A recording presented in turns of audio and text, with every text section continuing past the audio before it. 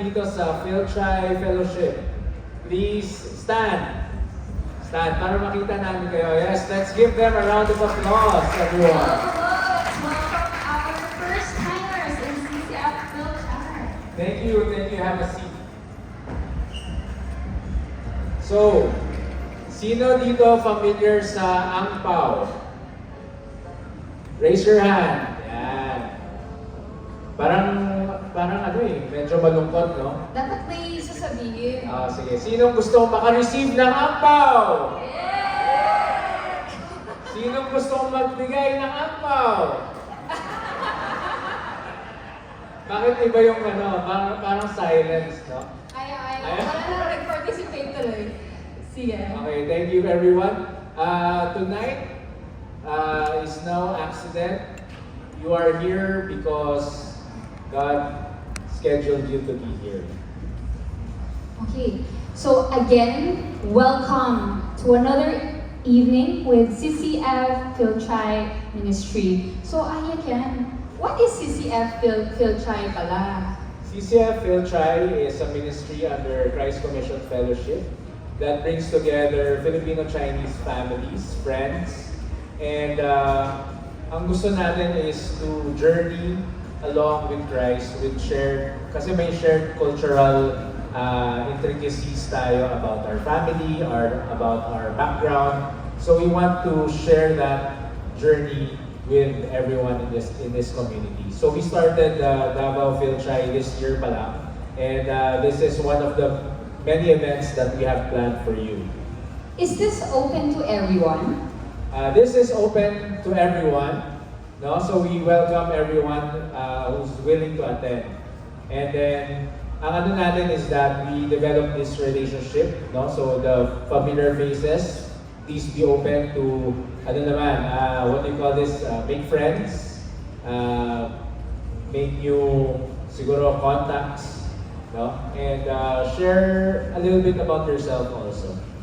Yes, and also, maybe we can be an encouragement to each other as we journey with Christ along the way. So, what are we doing here tonight? Why are we here tonight again?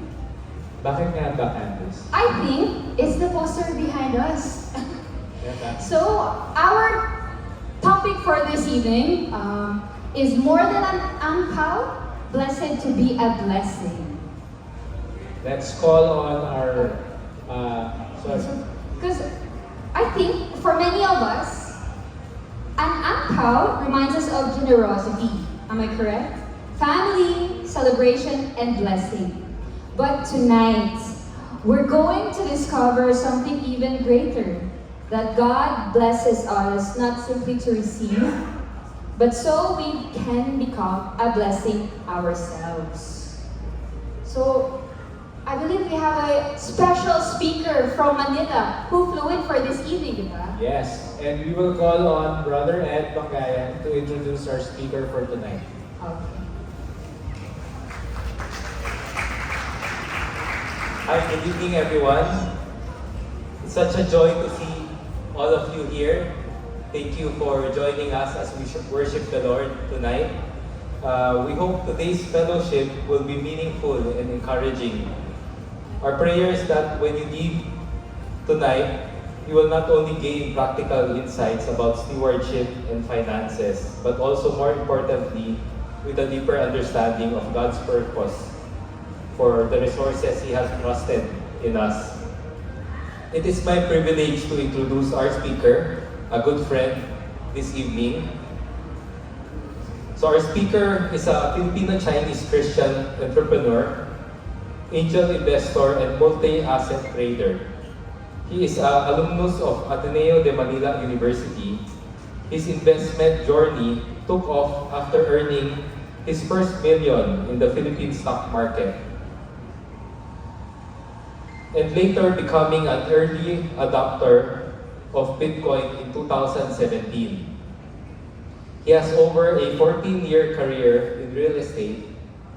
He has personally closed over 1 million pesos in property sales. Today, he serves as the CEO of Lion Industrial Corporation, leading his family business to record-breaking post-pandemic sales exceeding 1 billion pesos.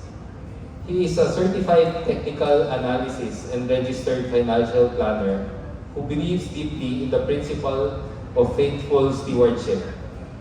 But beyond building wealth, his true passion is sharing the gospel and helping fellow Filipinos pursue financial freedom.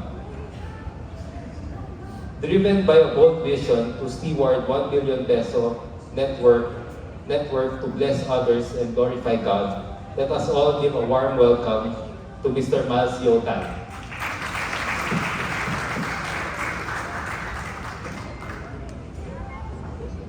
Thank you. So, mahayong gabi. Is that right? From Manila. Yun. Before anything else, I wanted to give out free books. So, this is from my former crypto company, Christian Rinsa. So, marami kaming Christians investing in stocks, crypto, and US stocks lately. So, who wants a free book? Come. I have 4. The first 4 is going to come. Yan, 1, 2. I said I have 4. Not paying attention. Yan. Thank you. Yan. Good. Okay. Praise God. Good. So, before everything else, I'd like to open with short prayer now. Very, very short. Okay lang? Great. Okay, Lord. So, Lord, thank you for this event. Thank you for the organizers, the venue, and thank you for the volunteers that you've brought here, Lord. We pray that we surrender this night to you. It's not my talk, but it's your talk, God. And we pray that you may be glorified in all things. Our focus is not money, but our focus is on you. And I pray that I may have the wisdom to share the blessings that you've given me so that other people may be blessed here as well in Davao City. In Jesus' name, amen. Amen.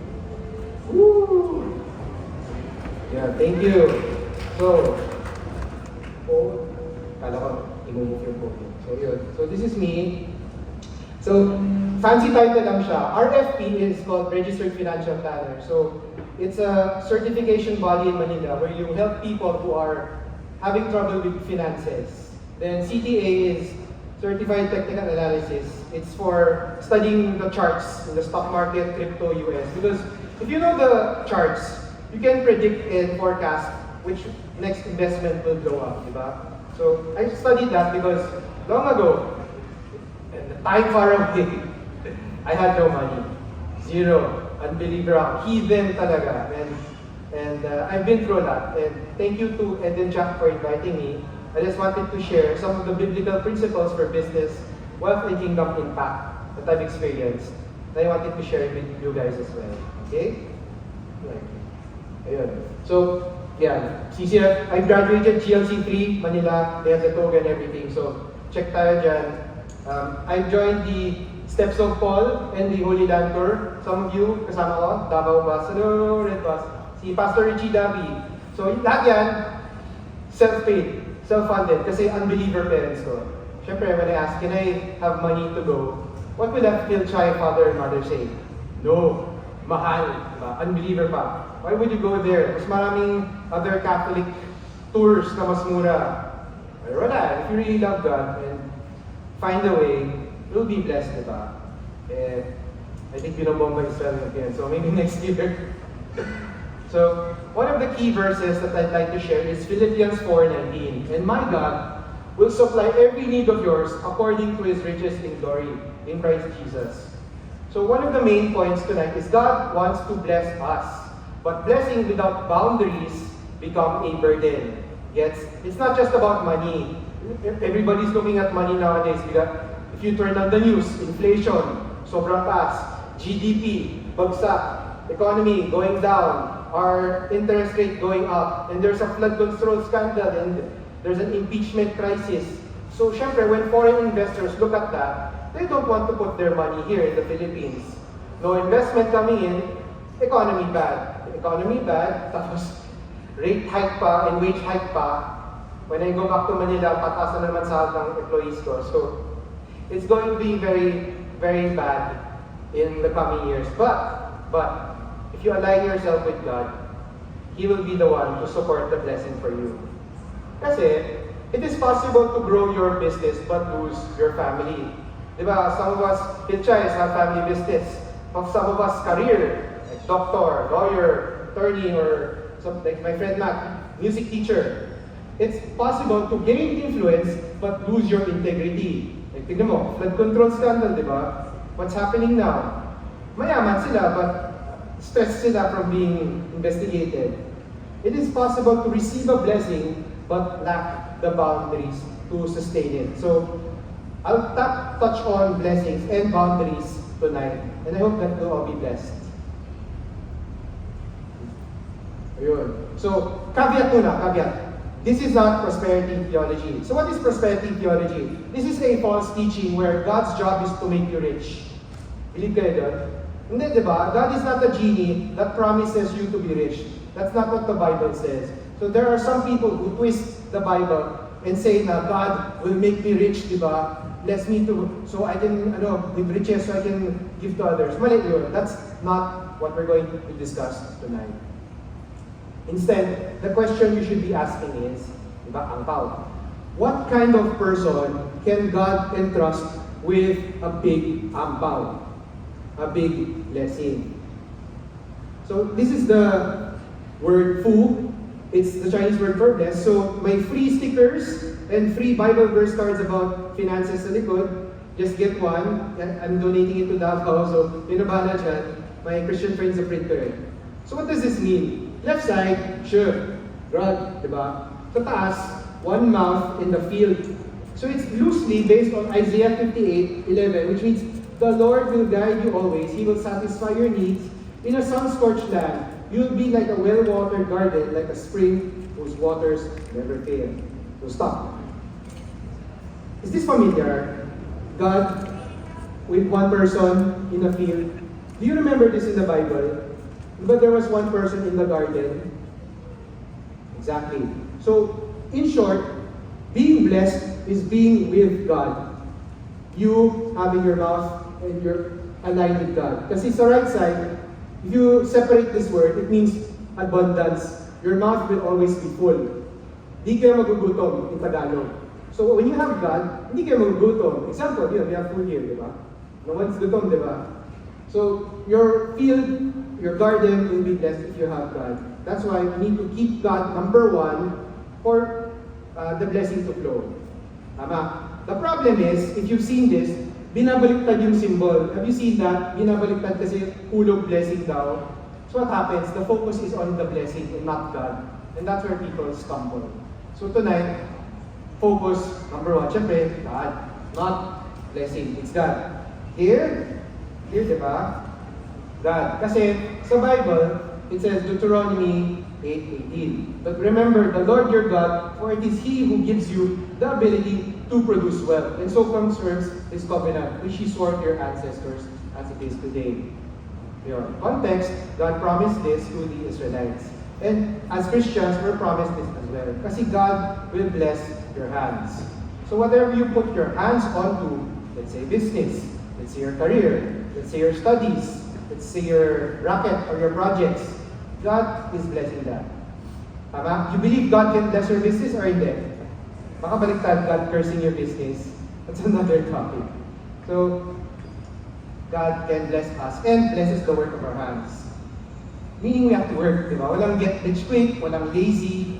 Blessing comes with hard work and working smart. So tonight's goal for me, for you, is one, learn how to receive God's blessings. Number two, learn to manage God's blessings. And number three, use God's blessings for His purposes. Kasi there's a lot of Christians today, when they get rich, they forget God. They buy their Ferraris, they buy their Porsche, they buy their land, they go travel abroad. What about the poor people that He's entrusted you? How about your employees who are suffering with 7% inflation? But 6 na lang. So, diba? We're supposed to take care of other people and be a blessing to others. Yun. So, those are my 3 goals tonight. So, point number 1. Old Testament. God is a God of boundaries. Labo, di ba? Anong kinalaman ng boundaries and business and blessing? Yung labo. Kasi you see, like in the garden, God loves boundaries. Genesis 1. In the beginning, God created the heavens and the earth. Now the earth was formless and empty. Darkness was over the surface of the deep, and the Spirit of God was hovering about the waters. And God said, "Let there be light," and there was light. God saw that light was good, and He separated the light from the darkness. God called the light day, and the darkness He called night. And there was evening, and there was morning, the first day. So, ano to? God set boundaries. Dito pa lang makita mo na ang dami. Day, night, light, darkness. This, I think, your last talk, diba? Light and darkness. Water, land. So si God nagsiseparate. God is the one setting the boundaries. And if you study the book of Genesis, yung Exodus, the first 7 days of creation are all boundaries. Let there be light, day and night. The heavens, diba? And the sea, day 2. Day 3, dry land, grass, herb, fruit. Day 4, the sun, the moon, the stars. Day 5, winged creatures and water creatures, diba? Yung man, the fish don't fly, diba? And the birds don't swim. Unlike, kanina, nag-swimming kami sa Club Samal. What a plug, diba? Visit Club Samal. Yun. Tapos, day 6, beasts of the earth and then man. Then, syempre, day 7, God rested. God-rest si God. Why? Kasi, God sets boundaries. Clear, diba? Very clear side. God loves boundaries. In fact, He gave a boundary to Adam and Eve. Genesis 2. You are free to eat from any tree in the garden, but you must not eat from the tree of the knowledge of good and evil. Yan. All trees good, one tree bad. What did they do? Eat from the one tree bad. Diba? Pasaway. If they were Chinese, they would have eaten the snake, diba? Pero, joke lang. Diba? So it's bad. The lesson is the boundary was not designed to remove their blessing. The boundary was designed to protect their blessing. Kasi imagine mo, all trees, all fruits, sabi ni God, sa'yo na lahat yan. And then, the one tree, bad. Yun yung pinapafocus ni Satan. So maybe some of you guys are so blessed right now, but you're not thankful for the blessings that you have because Satan and your negative thoughts want you to focus on the tree that's bad or on the tree that's not for you. So example, why is these contractors and politicians rich pero ako Christian hindi? That's one. Or another is how come this anointed son of God has a resort sa Sabah, ako yung wala. Diba? So that's what Satan's ploy, to focus on what you don't have. So some of you, maybe you're stumbling on here, wag, diba? Look at all the trees and the fruits that God has for you. That's why we need to protect our boundaries. If you live in the presence of God and follow His boundaries, you will be blessed. Example, the word fu at the Garden of Eden. So another example, Old Testament, diba? The 12 tribes of Israel. I don't know if you like to read the allotments of the tribes from here to there, from here to there. Ito yung allotment mo, allotment ko. Why? Whose idea was this? Si God. Diba? Sabi niya, from here to the Dead Sea, Reuben, sa'yo yan, and this one. So si God ng allocation. He's the one who gave the inheritance and set the boundaries for the original 12 tribes of Israel. If you remember. Who said it? God. So each tribe received an inheritance and defined a portion. It was divided and distributed. Siyempre, the larger tribes received more land and the smaller tribes received less land. It was God's idea to set up boundaries. And in the New Testament, Jesus modeled boundaries. So there's many scriptures like this, like Jesus walking away from the crowds, diba?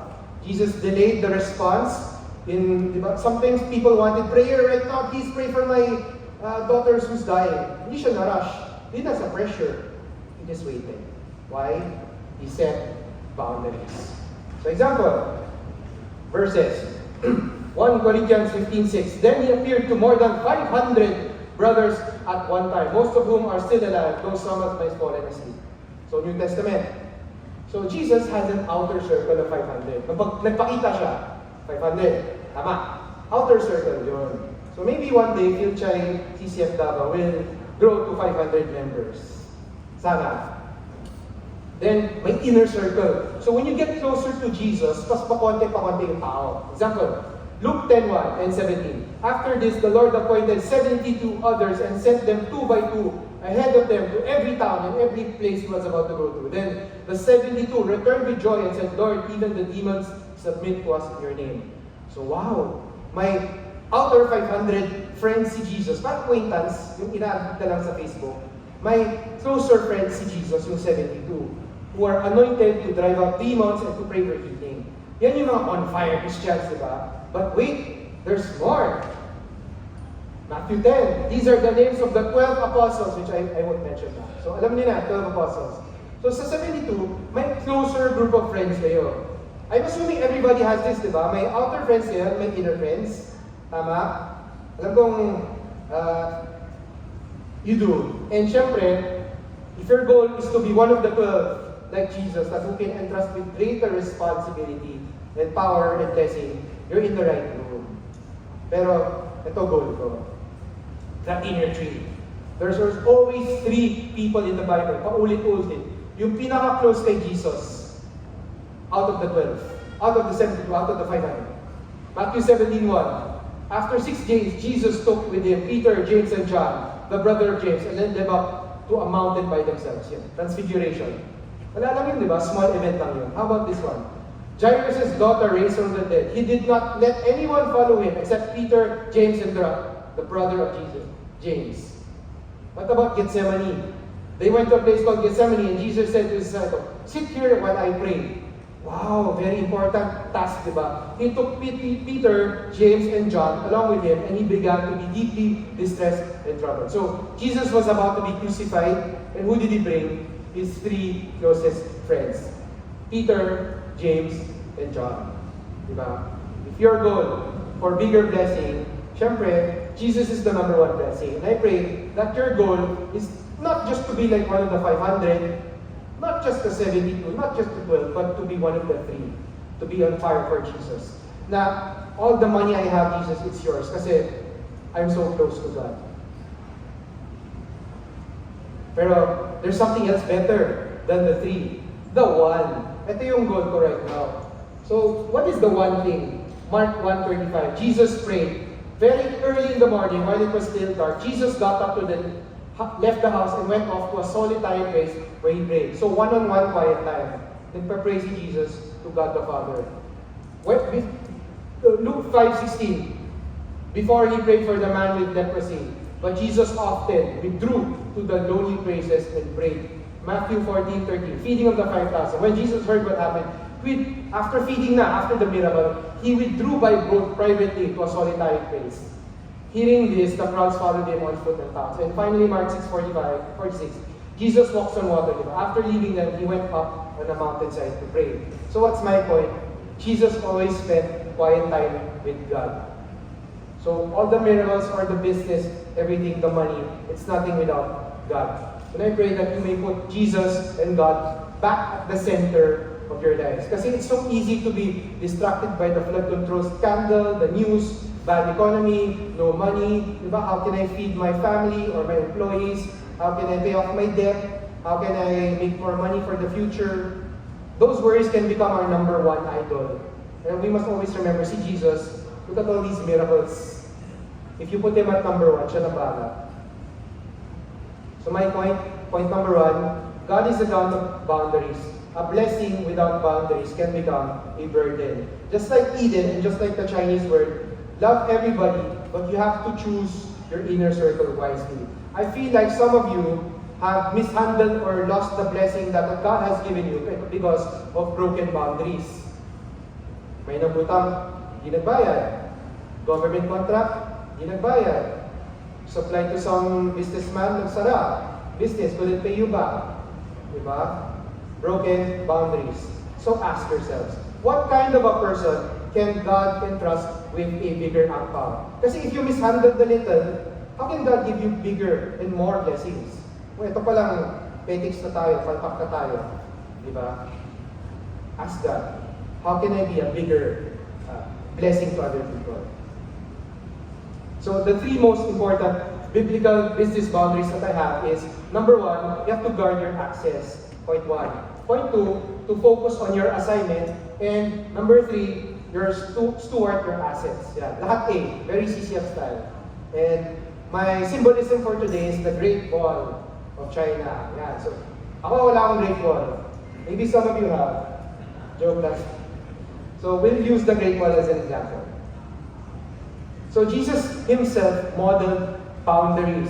So what? The crowd wanted to make Jesus king. Daming miracles, diba? Siya na yung hari, siya na yung king.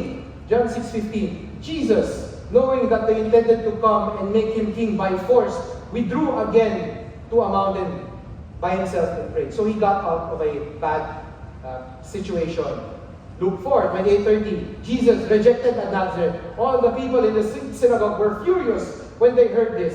They got up, drove him out of the town, and took him to the brow of the hill which the town was built, in order to throw him off the cliff. So papatayin sila ni Jesus, but he walked right through the crowd and went on his way. So the crowd did not have power to kill Jesus.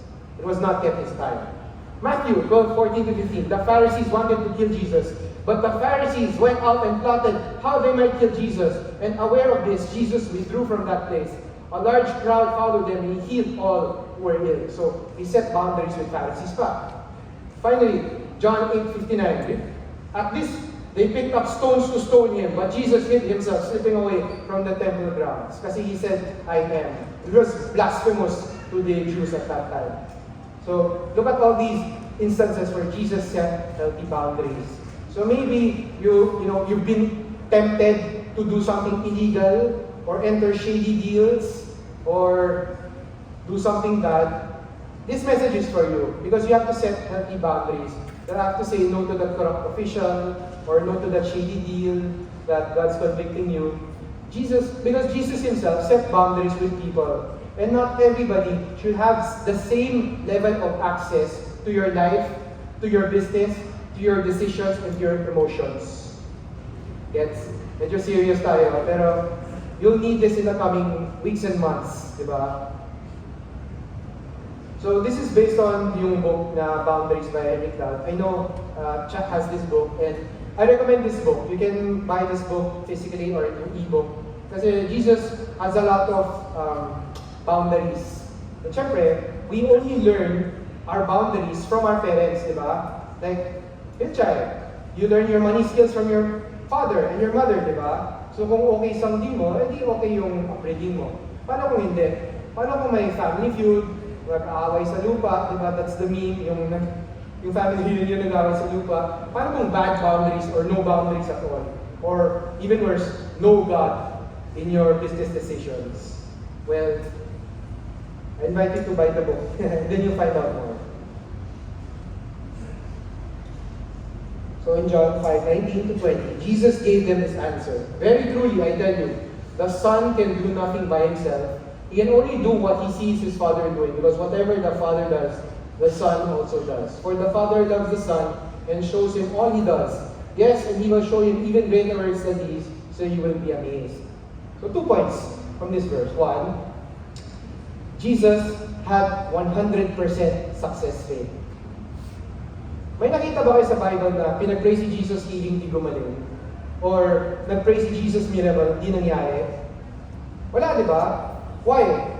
Because he only did what his father saw us doing. So whatever God planned, God told him to do it.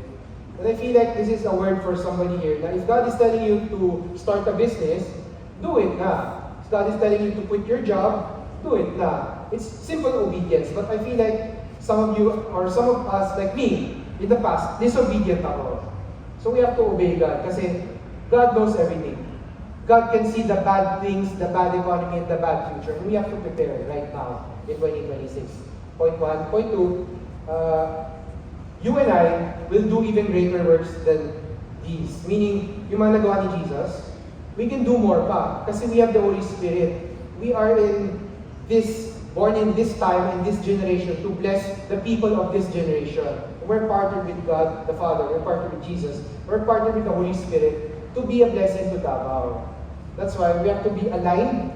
We have to hear the voice of God, di ba? My sheep hear my voice. And we have to obey para maging blessed. So, syempre, pag disobedient ka, di ba? Delayed obedience is disobedience. Or kung di ka nakikinig kay God, you're rebelling against your parents, you're not honoring your parents.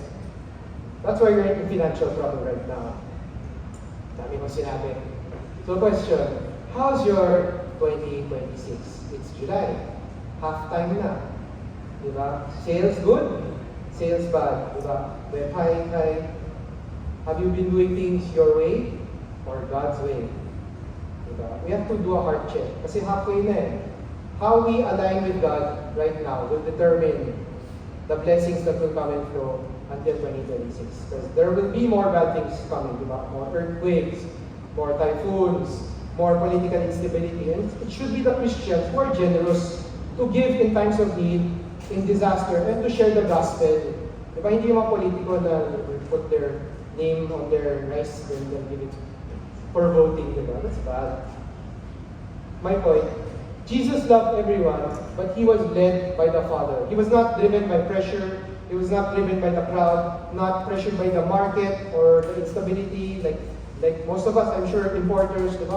Yung peso, 61 na. Papunta na yan, 62. Panic na, diba? We're not pressured by that. We should focus on God. Kasi as business owners and leaders, we need the same wisdom that Jesus had. Diba mo, nagpapanik na si Jesus, there's someone sick. We need to pray. Never nagpapanik si Jesus. Why? He saw what the Father was doing. We cannot serve God and mammon. And are we putting God number one or our business and our career number one? Are we putting God number one or our money number one? Yun yung mahirap. So we have to realign and reassess. Kasi half-time na. Di ba like sa basketball? Sino ba who loves basketball here? Wala? Ako lang? Lakers fan? No? Manyaman ba kayo?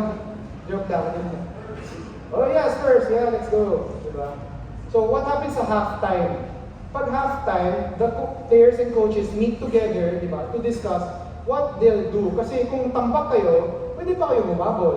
Kung up pa kayo, how can you not lose the lead in the basketball game? How can you not squander the lead like the Spurs? So yeah. So ayun. We have to take care and study halftime. Are we setting the right boundaries or have we let other people dictate unhealthy boundaries? Like, example, one of the people who I'm mentoring is a events organizer and photographer. So their job is to serve the governor and the mayor. So imagine mo, lahat ng medical, dental mission, yung celebration ng mayor and governor, nandun siya, Christian siya. So una, happy, di ba? May event, may bayad. Yan, ching. But later on, the governor and mayor wanted to do outrageous things na overstep na yung boundaries. And they couldn't say no kasi paycheck yun eh. Di ba? I live from paycheck to paycheck. Yun. Doon na naging slippery kasi yung tiwala hindi na kay God, sa governor na. So I don't know bakit puro politics yung lumalabas sa mouth ko. So I don't know if you're dealing with the government or something. Pero remember that number one, governor number two. So even God rested on the seventh day and Jesus slept in the boat. So we need to set great boundaries this 2026 to avoid burnout.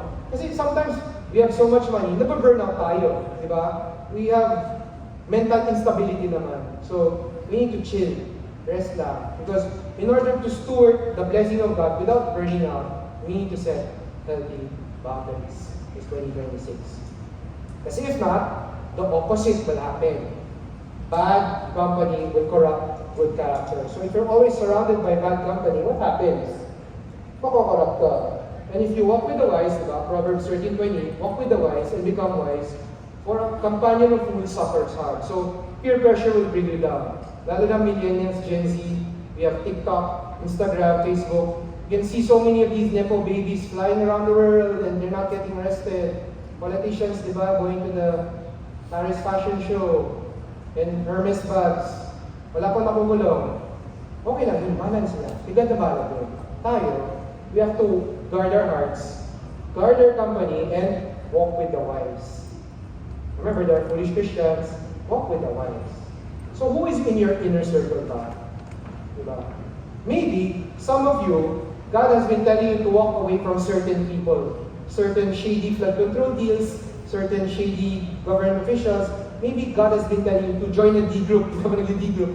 Maybe God has been telling you to join a Bible study, ayaw, or you've been resisting, gano'n. Maybe is Jesus even the center of your life, or is it something else? Mamaya kasi Jesus nasa outer circle na eh. Diba? Pera na yung nasa inner circle. So, you have to check halftime, July. Sino number one? Sino yung nag-isa gitna? At sino yung nasa labas? Okay? Kasi people are in our life for a reason, a season, or a lifetime. The pain comes when we put them in the wrong category. Yun. So, reason. They help fulfill a need. They help through difficulty. They help in relationships. And after the needs have been met, okay na, tapos na tayo. So, an example is a consultant, an attorney or doctor, di ba? When you get your consultation, okay na kayo. Stop na yun, di ba? That's reason. Season. It's your turn to learn, share, and grow. So sometimes these people come into your life to teach you a lesson. Example, sa college, dami kayo blockmates, you learn the lot. After college, bye-bye na. Diba? Business school, or co-workers, or old business partners. Sometimes kasi, goal ni God is not to make you rich. That's not the goal, ha? The goal of God is to make you a good steward. The goal of God is He will sometimes send bad people to mold your character. Ganun talaga. And sometimes, ito yung blessing when you find friends that are lifetime friends.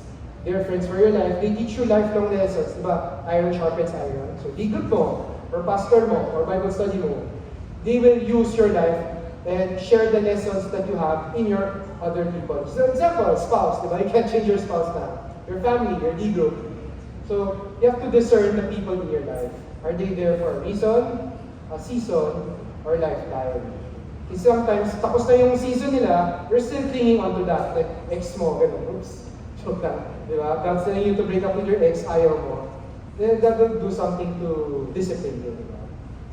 So my example is scaffolding. Kasi we're in a building, di ba? Construction, yun.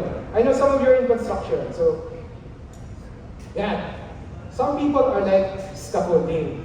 The scaffolding is not part of the house. But you cannot build the house without scaffolding. Same, di ba? CCF Davao, ganda ng building nyo. The scaffolding is not part of CCF Davao. Once the house is finished, tapos yung scaffolding, tanggal na. Why? Tapos na yung assignment. The assignment of the scaffolding is over. People leaving your life doesn't mean that they failed, or you failed, or you're a bad person. But because their assignment was finished. And the scaffolding was very valuable, but confusing the scaffolding with the building can make you resist a transition that God may be using to mature you. So I don't know why, when I prayed about this talk, God impressed on my part this symbolism, but maybe some of you have scaffolding in your life that God is asking you to get rid of. Maybe an old business, an old friend, old lover, not old wife, diba? Imposible. Maybe it's a old career. You have to discern. I know Davao people are very wise and smart, kaya you'll have to know, ano ba yung scaffolding sa buhay niyo? Is it time to get rid of it, or it's not yet time to get rid of it? So, going back to the Great Wall, madami yan. Ginamit rin yung scaffolding sa Great Wall. Diba? Bamboo lang nga. There are many people boundaries. You can take a photo. Who are you allowing to speak into your life? Who has access to me? Who am I sharing my money struggles through? Diba?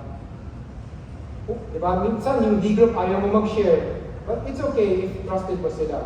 Business boundaries. Do I have toxic customers? Dishonest suppliers? Manipulative relatives?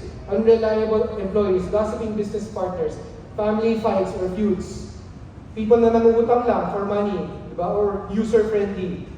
These are the people you need to get rid of in 2026. Kasi, may blessing ka. Kasi you give, loaning your money away or giving your money away. Okay lang, it's blessed to give than to receive. How can God bless you more if you keep giving money away to unfaithful people or crazy people, diba? That's bad. Yan. One testimony ako.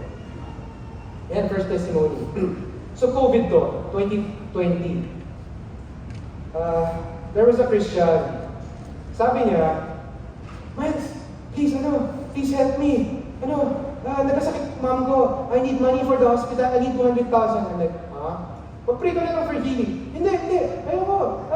Shy lang siya. I need 200,000 now. I'm sure ka. We could pray for their healing.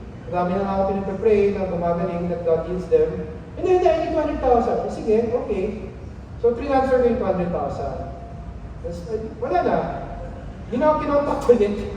As I found out na serial scammer pala to, this person goes to around a lot of CCF circles, to around CCF circles, asking for money. Then they would run away with the money. Then go to another church na Christian rin, di ba? Alam niyo mga verses eh. Then borrow money, then takbo. So when we found out, all of us banded together and got an attorney to sue this Christian. In the pandemic 2020. So, syempre I felt very bad. Number one, I was betrayed by a friend na Christian, ng utang, di ba? Kakaya, pinchay, I mishandled the blessing of God. Inakbuhan ako eh. Hindi lang ako, friends ko na puro pinchay who are business people and career earners and politicians, di ba? That's bad. Naloko ako eh. I felt shameful and sad. Pandemic, no money coming in, bahay ka lang eh, di ba? ECQ, BBQ, whatever EQ that was. So, that was very bad. And I was wondering, is this the kind of person that God can entrust with a big akaw? Kasi nawala ko yung blessing ko eh. I could have used that money for something else. Mabagsak stock market, Jollibee was like 70 pesos, isang chicken joy meal na yun. Di ba? Tapos nag-shoot up after 200. I could have gave a bigger tithe or donation building or help the poor with that money, but I lost it kasi I was betrayed by a Christian. Sad, di ba? So mamaya, kwento ko kayo. Part 2. So how do we be a blessing to others? There's to be a blessing to others. 1, guard your access. Yun. Yung friends mo, the voices. Number 2, point 2, focus on your assignment. And point 3, steward your assets. So we'll go to point 2. Mahaba yung point 1 na yun, pero minsan na ako, sulitin na natin. Guard the access of the people in your life, inner circle. Assignment. Many business leaders burn out because they are working on the things that God never assigned them to. Ooh. So syempre, fitchay tayo. We want challenge, di ba? If it's to be, it's up to me. Kaya natin yan. We make money here, good challenge here. Sa DISC, yung personality test, DL. Yung MBTI, ESTJ, di alam ng older people, pero it's the Myers-Briggs, yeah. Challenge tayo, make money. Di ba? Pero yun nga, I found out that if you take on challenges that God did not tell you to, you will burn out. And you will not get the blessing. So example, Galatians 6, 2 and 5. Carry each other's verses, and in this way you will fulfill the law of Christ. For each one should carry their own load. So tama naman. We're supposed to help other people and help as many people as possible. As Christians, di ba? Tama. Galatians, di ba? Parang mali si Miles. Dapat we're supposed to help as many people as possible. But see, you have to set healthy boundaries. So this is a story of Nehemiah. Nehemiah 6:1-4. When the word came to Sanballat, Tobiah, Geshem the Arab, and the rest of our enemies that I had rebuilt the wall, and not a gap was left in it, though at the time I had not set the doors and the gates, Sanballat and Geshem sent me this message: Come, let us meet together in one of the villages of the plain of Ono. But they were scheming to harm me, so I sent messengers to them with this reply: I am carrying a great project and cannot go down. Why should the work stop when I leave it and go down to you? 4 times they sent me the same message, and each time I gave them the same answer. So backstory, sabi ni God kay Nehemiah, rebuild the wall of the ruined city. Di ba na-exile sila? They were conquered, wasak yung wall, pinadala sila sa Babylon. Ngayon, pinabalik sila to rebuild the wall, and they had detractors. So may haters si Nehemiah, sabi niya, don't rebuild the wall, tara meeting tayo. Pero Nehemiah was so focused on God's assignment for him. Sabi niya, I can't come. I have to set boundaries. No. 4 times, I said no. 4 times they asked, 4 times I said no. So you need to find trustworthy people and establish good systems and good boundaries. Kasi alam niya assignment ni God for him. Diba? Kung wala, fetish lang, tara, we're just here to have fun, travel the world, make money. He would have said yes. Patay na siya. We would not have this wall. And a deeper lesson here for the advanced Christians was Nehemiah building the wall, or did the wall build Nehemiah? Kasi pansin mo, assignment niya was to build the wall. Pero actually, God was building the man, the character. Kasi he had another assignment after the wall was rebuilt. He had to delegate the word of God. He had another function. So maybe some of you guys here today have a temporary assignment. You're going through something hard financially kasi temporary lang yung assignment, like rebuilding your wall. You have another assignment waiting for you after, but you have to finish your assignment. Or maybe baliktad. It's a temporary assignment. Sabi ni God, stop that. Pero ayaw mo pa rin to stop. Kaya nahihirapan ka. You can't let go. Or maybe, you're online on Facebook and you're so busy fighting the trolls and the netizens, like debating President this and Vice President that, nade-detract ka na sa assignment mo. Na-offend ka because of the spending too much time online. Wag na. Go back to God's assignment for your life. Nehemiah knew his assignment. And I pray everybody here tonight would know your assignment from God. You know, so what happened? The wall was completed on the 25th of Elul in 52 days. When all our enemies heard about this, all the surrounding nations were afraid and lost their self-confidence because they realized that this had been done with the help of God. So if you just endure and persist in your assignment, God is with you. God will help you. At syempre, yung enemies mo, competitors mo, the spiritual forces stopping you, God will show them away. Kasi if it's God, diba, sabi sa CCF, if it's God's will, it's God's will. Diba? If you have an assignment from God, He's the one to provide for you. Ganun mindset ko. If your fan base, if your assignment ng fan base mo is to bless as many people as possible, God will not make you go down. God will bless you. Even if down sales, floating pa rin kayo. Kasi God's hand is upon your business.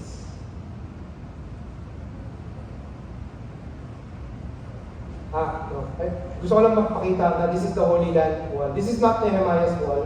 Pero because of Nehemiah's wall, they built another wall outside of the city after Nehemiah died. Kasi wall, then another wall, the city, so you don't get conquered. This is the wall of western wall in Jerusalem. Yan. Me, 2015, then PTC sa likod. But that was a long time ago, bata pa ako. I'm mega old na.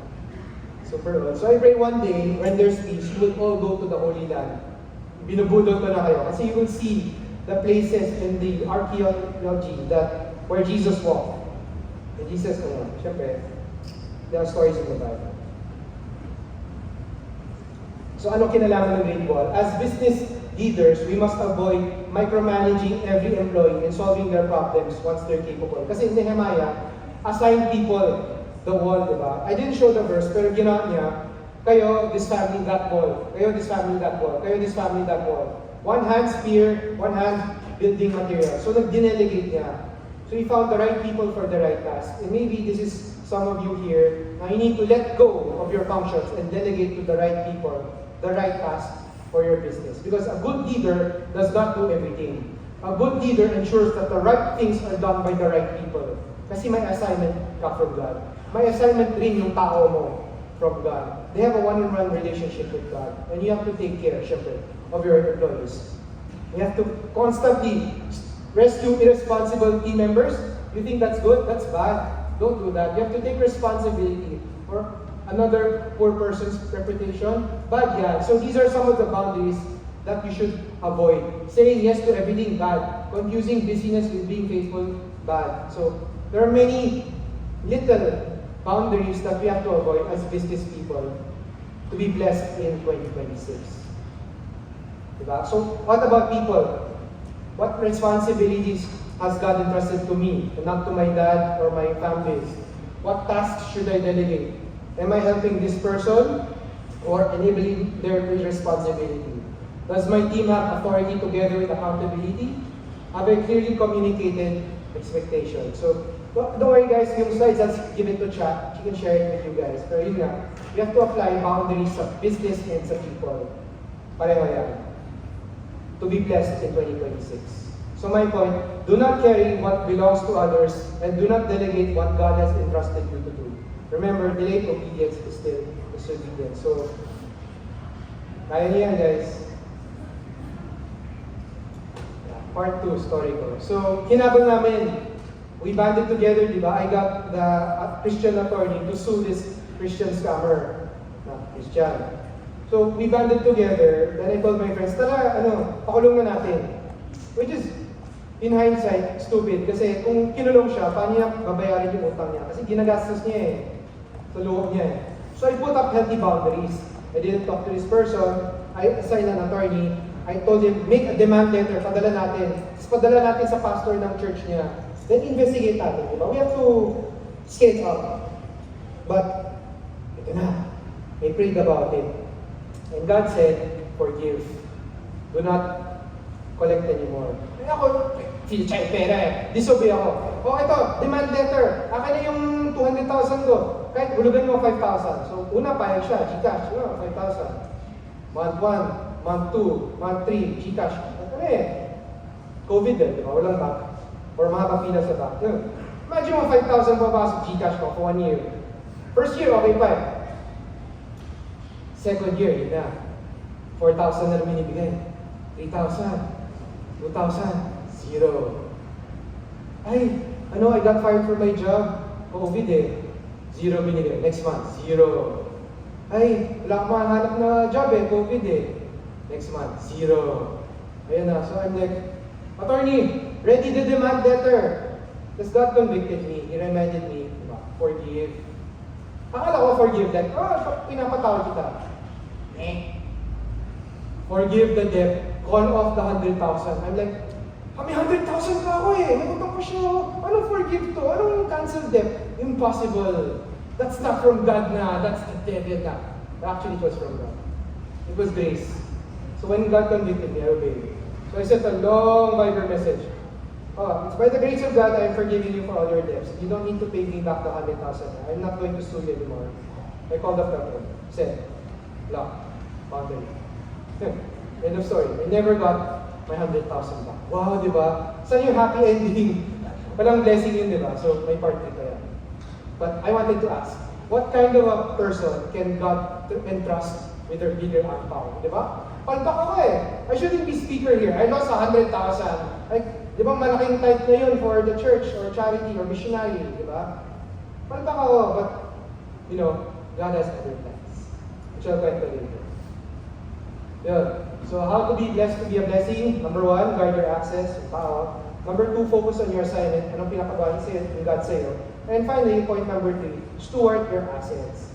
Yeah, my favorite. Kasi ano ba yung angpao? Diba? I almost forgot. The theme of tonight is angpao. So what is angpao? It's a red envelope. While many people refer to the red envelope as angpao, others call it as angpao in Hokkien or hongbao in Mandarin, which means red envelope. It's a gift used during Chinese New Year, wedding, birthday, and other special occasions. Diba? So kanina, it's not an accident. Who wants to receive angpao? Yay! Dami nagpalakpakan. Blessing, I want one. Wants to give an angpao? Crickets. Why? Kasi, syempre, better to receive than give. Tama ba? Mali. We want angpao. So ito question ko, which was supposed to be an icebreaker. If you had if God gave you a 1 million peso angpao, what would you do? Diba? Ayan. So, yeah. 1 minute. Break muna tayo while I drink water. Find a partner and ask, if God gave you 1 million pesos right now, what would you do? Then 2 minutes na lang. Sige.